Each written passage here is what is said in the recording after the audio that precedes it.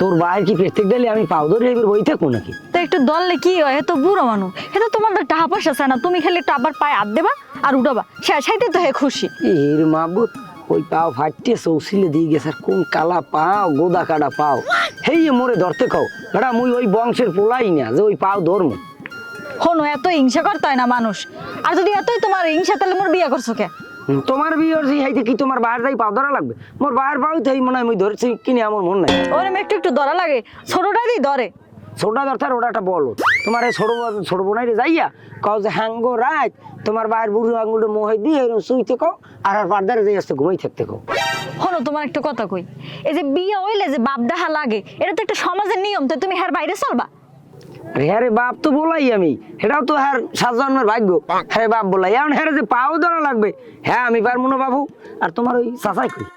কাকুরে দেখেছি গরু লইয়া এই খড়কুটা দিতে আসে, লাড়াছাড়া করে।